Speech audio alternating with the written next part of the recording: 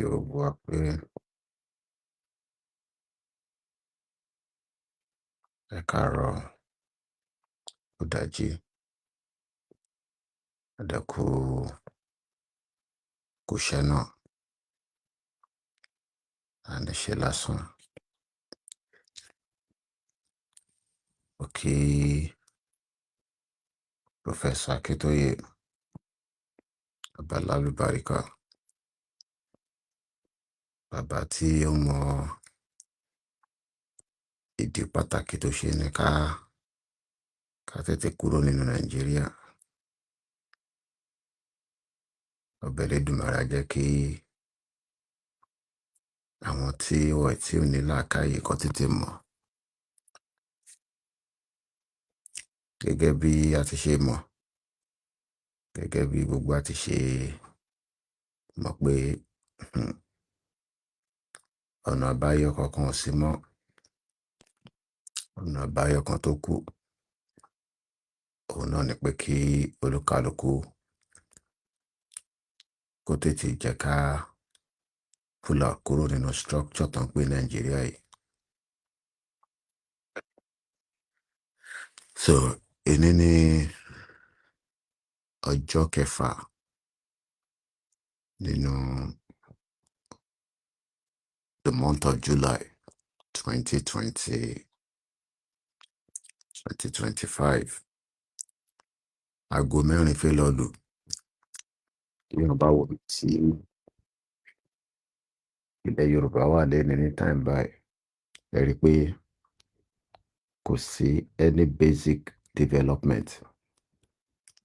Almost everywhere is completely not working. Nítorí pé for the last 25 years, and opportunity láti sọ pé wọ́n gbé development wá sí ilẹ̀ Yorùbá. But the same set of criminal politicians, wọ́n tún campaign fáwọn gullibles, àwọn máa ṣe this, àwọn máa ṣe that.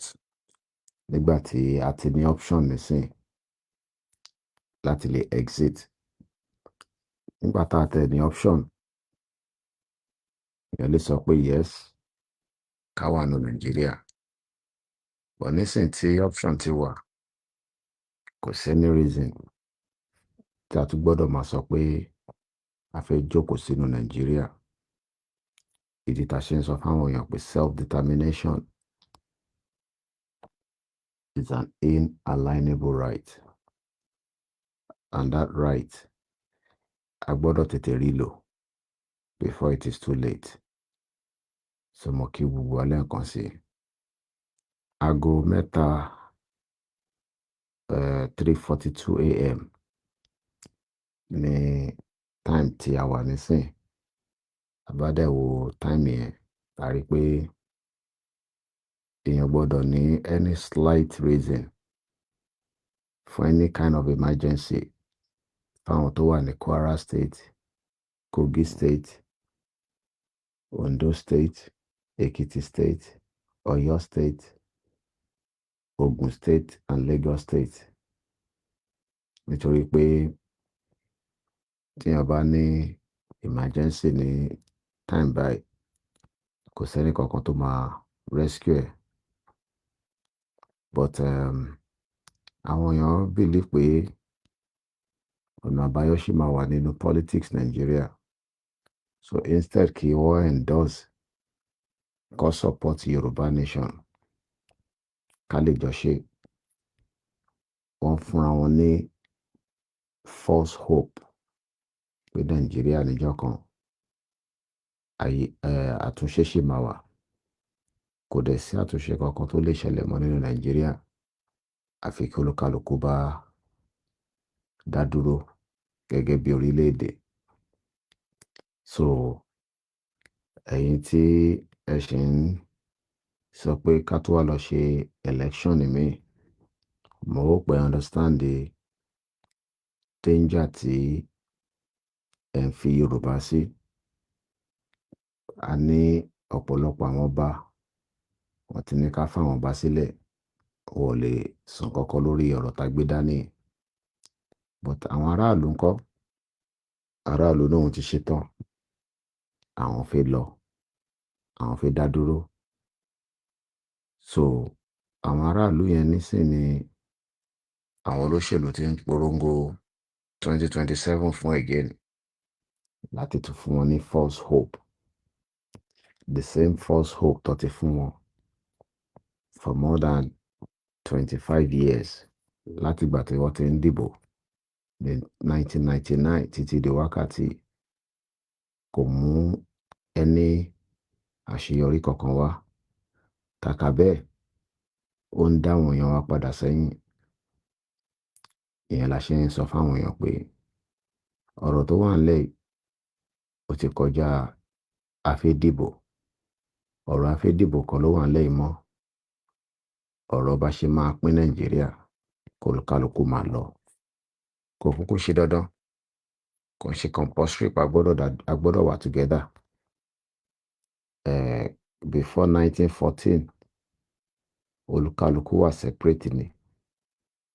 Britain ṣe àṣemáṣe ló ṣe kó gbogbo wa papọ̀ for their own selfish interest.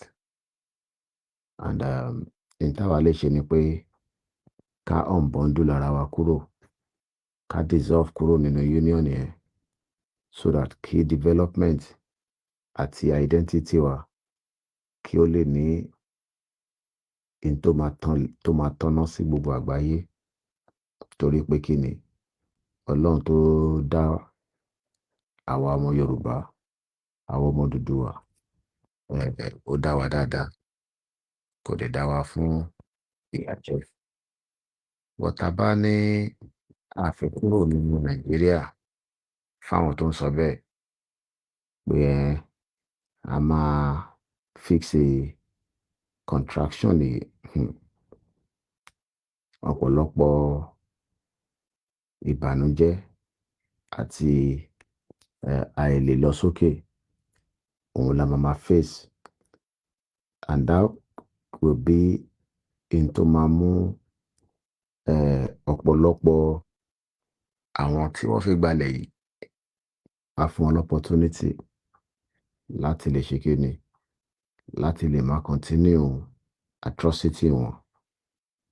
Now, àwọn kan wá ń bèèrè pé báwo ni a ṣe máa exit, ọ̀nà wo la fẹ́ gbà yọ, àti pé kí la máa ṣe láti lè fi dá dúró. Àwọn nǹkan tá fẹ́ ṣe náà ni láti ń ṣe bọ̀ láti 2019 tó ń pè ní consultation. Ìyẹn a máa consult, ìyẹn a máa bá àwọn tó yẹ kó bá sọ̀rọ̀, ìyẹn a máa ṣàlàyé fún wọn reason tí Yorùbá ṣe gbọ́dọ̀ dá dúró, reason tí Yorùbá gbọ́dọ̀ ṣe ní country tiẹ̀.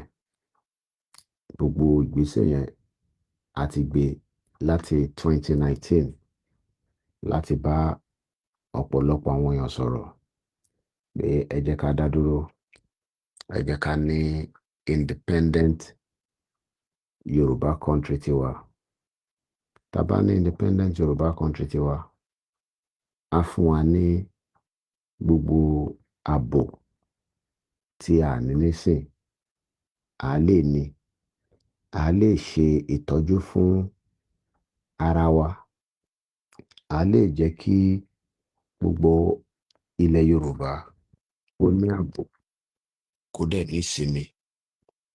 But ṣé ni àwọn olóṣèlú wọ́n ń sọ fáwọn èèyàn wa tó wà nílé pé ẹ má dá wọn lóhùn, ẹ má jẹ́ kó sọ fún yín pé ọ̀nà àbáyọ ni pé kí Yorùbá dá dúró, kólúkálukú lọ máa register pẹ̀lú ADC, PDP, APC.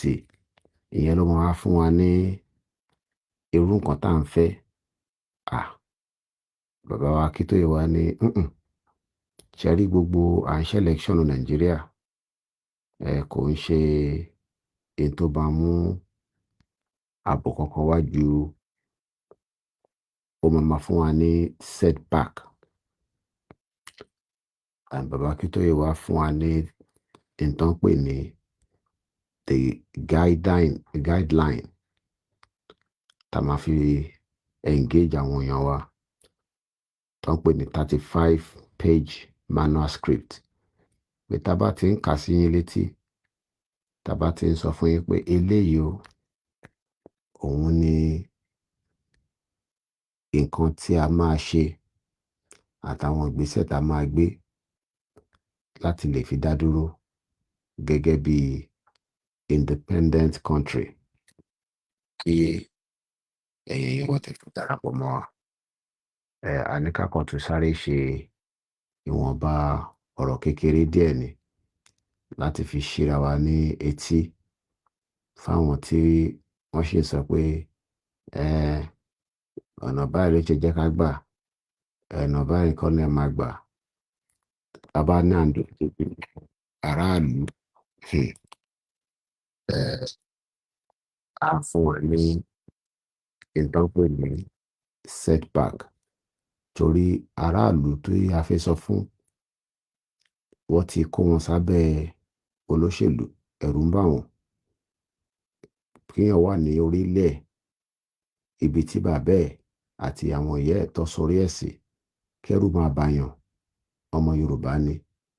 Èyí tó dẹ̀ fàbẹ̀rù yànjú pé tó bá níwọ náà fẹ́ ṣe Yorùbá nation nínú state ẹ̀, ní ìpínlẹ̀ tó ti wá nílẹ̀ Yorùbá, àwọn olóṣèlú máa rán àwọn darandaran, àwọn tí wá ṣe jàǹbá fún yàn, wá fẹ́ràn láti wá ṣe kíni, láti wá ṣe jàǹbá fúnra wọn láì ṣe àwa.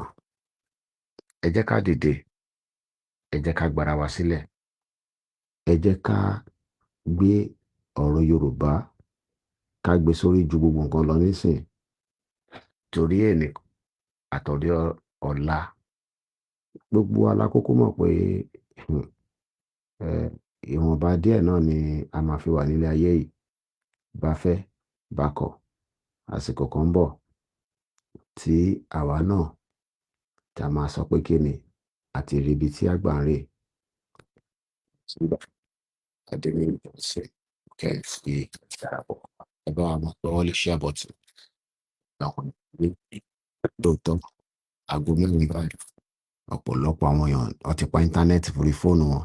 Àwọn tó ń gbé nípínlẹ̀ ilẹ̀ Yorùbá, torí wọn ò ní access sí íńtánẹ́ẹ̀tì, wọ́n ti fi ya data, wọ́n ti fi jẹ wá. Security, gbogbo alárí tó ń lọ ní gbogbo Nàìjíríà lọ́wọ́lọ́wọ́ yìí, gbogbo insecurity yẹn kò tí ì dáwọ́ dúró, kò dẹ̀ lè dáwọ́ dúró. So ìdí tí a ṣe sọ fún President Bola Ahmed Tinubu pé ọ̀rọ̀ tó wà nílẹ̀ yìí, ẹ jẹ́ ká yanjú ẹ̀ ní tùbítùbí, ẹ jẹ́ ká yanjú ẹ̀ ní ibi tí a ti lè sọ fúnra wa òtítọ́ àti òdodo. Bí èèyàn kan bá ń sọ pé Tinubu ní plan fún ọmọ Yorùbá nínú Nàìjíríà, irọ́ ni o. Tinubu ò ní any plan kankan fẹ́ni kankan. Plan tó ní, plan tara ẹ̀ ni. Plan tó ní, plan ti àwọn tí wọ́n colonize wa, tí Tinubu dẹ̀ ṣe ṣiṣẹ́ fún. Àwa ní ká wá gbéra ńlẹ̀.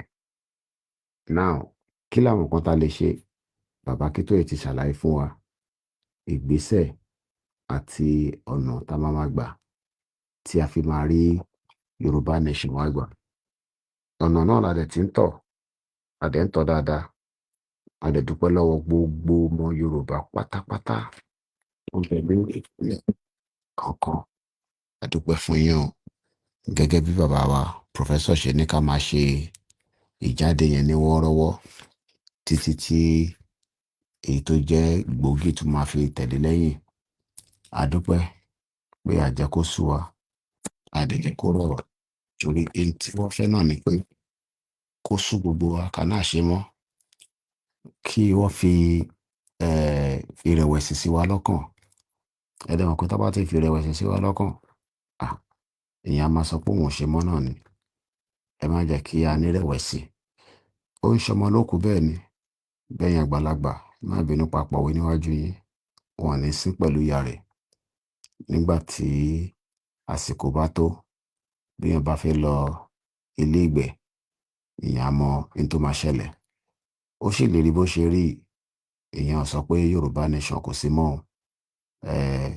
Má jẹ́ kí ẹnìkankan fún wa ní impression pé ẹ̀rọ election 2027 òun ló yẹ kó mú wa nígbàyà. Bí a ṣe fẹ́ gbara wa sílẹ̀, bá ṣe fẹ́ dá dúró gẹ́gẹ́ bí orílẹ̀-èdè,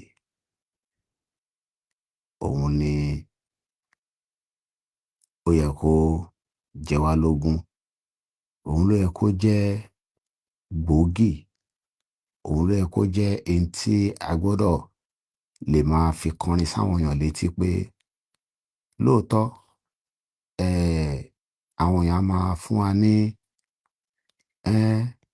ó dìgbà tí a bá sọ fún Amẹ́ríkà, ó dìgbà tí a bá sọ fún UK.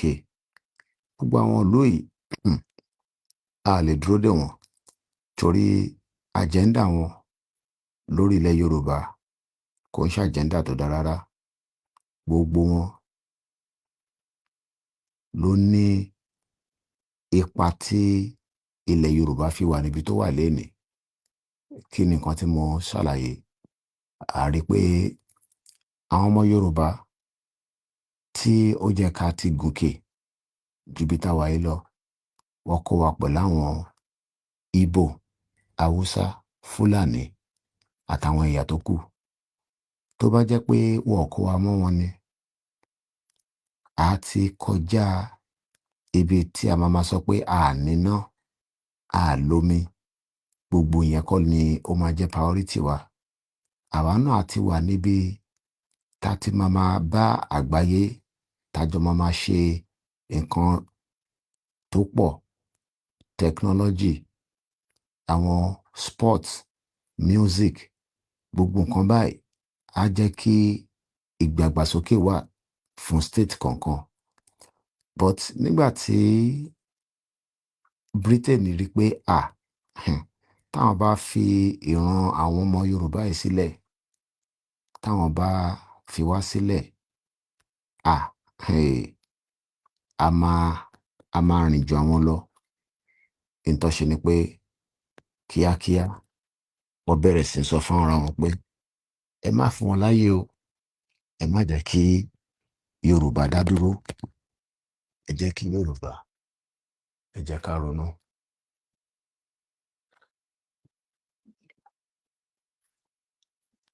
Ẹ jẹ́ ká dìde, ká gbara wa sílẹ̀. Ẹ jẹ́ ká dìde, ká béèrè fún ẹ̀tọ́ wa. Ohun tá à ń béèrè fún kò ń ṣèjà. A bá Nàìjíríà ṣe mọ́. Èèyàn gbọ́dọ̀ mú wàhálà wá. Àmọ́ nítorí pé wọ́n mọ̀ pé tí Yorùbá bá ti dá dúró, gbogbo àṣírí tó ń bẹ nínú ilẹ̀ Yorùbá tí Yorùbá máa fi ní ìlọsókè, tá bá wo gbogbo ìpínlẹ̀ wa kọ̀ọ̀kan, a ní mountain, a ní forest, a ní ọ̀pọ̀lọpọ̀ nǹkan tí a lè fi ṣe káràkátà. A ní human resources. Kí ni mo mean by that? 60 million ọmọ Yorùbá tó ń bẹ nínú ilé àtàwọn tó ń bẹ níta. Tá bá kó gbogbo ara wa papọ̀, ṣẹ́yìn mọ̀ pé Britain àwọn náà máa ní setback. America náà máa ní setback. Gbogbo ilé àwọn ìlú yìí náà nífẹ̀ẹ́.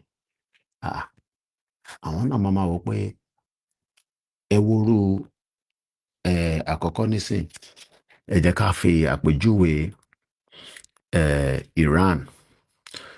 Ẹ rí pé even pẹ̀lú gbogbo sanction tí America fún Iran, Iran ṣì ń develop.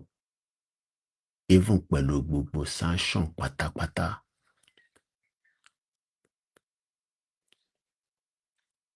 Iran ṣì ń develop. ẹ wo gbogbo sanction ti Amẹ́ríkà fún Cuba. Cuba ṣì ń develop. Ẹ wo bí àwọn ìlú tí wọ́n ń lọ sókè bí India, wọn ò ní sanction lóòótọ́, but wọ́n ti wà ní lára àwọn the 5th economy ní àgbáyé. Ẹ má jẹ́ ká rò sí tá a bá délẹ̀ lérí kí la máa ṣe. Interface pọ̀ ju question tá à ń béèrè yẹn. Èyí tó yẹ kí gbogbo wa béèrè nísìnyí pé báwo la ṣe máa kúrò ní Nàìjíríà before 2027 so that kí a má tún lọ wà láàárín àwọn olóṣèlú tó jẹ́ pé àníyàn tí wọn ò dá sílẹ̀ Yorùbá, àníyàn táwọn ní kò dá rárá sílẹ̀ Yorùbá, àníyàn tara wọn nìkan làwọn wà after. Wọ́n wà after bí ilẹ̀ Yorùbá bó ṣe máa ní ìlọsíwájú, bí ilẹ̀ Yorùbá bó ṣe máa ní ìdàgbàsókè. Ẹ jẹ́ ká gbéra ńlẹ̀ ká béèrè fún ẹ̀tọ́ wa. Bí mo ti ṣe sọ, ọ̀pọ̀lọpọ̀ tó ń bẹ̀rù lénìí, mo mọ̀ pé ẹ kàn wá ẹni tó máa lead ni. Gbogbo wa ọmọ kọ́ ni wá, à ń ṣe cowards. Bí 500,000 ọmọ Yorùbá bá wà lójú títì láàárọ̀ yìí, èèyàn mélòó ni wọ́n fẹ́ mú? Ká má ti sọ bí 1 million people bá wà níta. Ẹ wò nísìn, mò ń gbọ́ nísìn, ó wà nù article tá a kọ lánàá lórí Koikimedia. Britain has restored full diplomatic relationship with Syria, making a major foreign policy shift more than a decade after cutting ties following the country's descent into civil war. Bí Britain bá náà ò bá wa ṣe mọ́ tá a bá kúrò ní Nàìjíríà, nígbà tó bá tó àsìkò, àwọn fúnra wọn náà ló máa padà wá sọ fún wa. Ọmọ in tí wọ́n fẹ́ mú nínú Syria lọ ṣe tètè lọ sọ fún wọn pé ẹ jẹ́ ká jọ ní diplomatic relationship padà. Ẹ wo Amẹ́ríkà tí ó kúrò nínú ìlú tó ń pè ní Afghanistan, wọ́n ṣì ní relationship pẹ̀lú wọn. Tá bá ní ká dúró pé ó dìgbà tí UK bá sọ pé ó ti yá, a lè dúró de UK. So eléyìí mo kàn ní ká kàn fi ṣíra wa létí, kò ń ṣe ohun tó máa pọ̀ tó máa gùn. Ọlọ́run tó nílẹ̀ Yorùbá kò ní fèmí sílẹ̀, kò ní fi wọ́ sílẹ̀. Olúkálùkù máa play role tiẹ̀. Role tèmi ni mò ń play. Ẹ̀yin náà play role tiyín. Ẹ̀yin tí ẹ wà ní diaspora, ẹ níṣẹ́ tẹ máa ṣe. Ẹ̀yin tẹ wà nílé, ẹ̀yin náà níṣẹ́ tẹ máa ṣe. Bí gbogbo wa bá jọ ṣiṣẹ́ yẹn, àjọ délẹ̀ lérí. Ẹ má yẹ ká wò pé a lè kúrò ní Nàìjíríà before 2027. Probability pa máa kúrò, a dẹ̀ lè kúrò. Ó wà at full page, at full speed.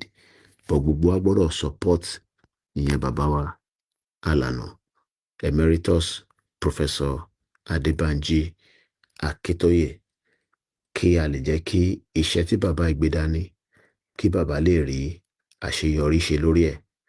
Ẹ jẹ́ ká fọwọ́ kún bàbá. Ẹ jẹ́ kí bàbá, kí a sọ fún bàbá gbogbo tí bàbá yẹn bá fẹ́ ṣe, kí a fọwọ́ kún wọn. Torí ìyẹn ló máa jẹ́ kí bàbá, kí àwọn náà lè tètè gbégbésẹ̀ tó kù tí a máa fi ṣe kíni, tí a lè máa fi prepare exit wa. Nígbà tí Amẹ́ríkà máa declare independence wọn ní 1774, wọ́n ní wọ́n lọ sọ fún Britain, wọ́n make a declaration yẹn. Bàbá Akíntóyè náà ní ẹ̀tọ́ láti lè fún wa ní declaration kó tó di 2027. Àmọ́ a gbọ́dọ̀ plan gbogbo ibi tó kù sí kí ó lè ṣeé ṣe fún bàbá Akíntóyè àti olóyè Adéyẹmọ.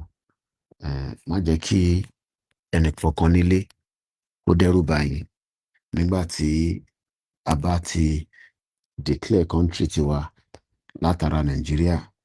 ìlú tó bá náà fi bá wa ṣe á bá wa ṣe. Ìlú tó bá dẹ̀ náà wọ́n tí fi bá wa ṣe kò ń ṣe wàhálà, kò ń ṣe problem. Àtàsìkò bá tó wá bá wa ṣe. Britain kò bá Syria ṣe for more than 10 years, over 1 decade ni wọ́n ti cut ties pẹ̀lú Syria.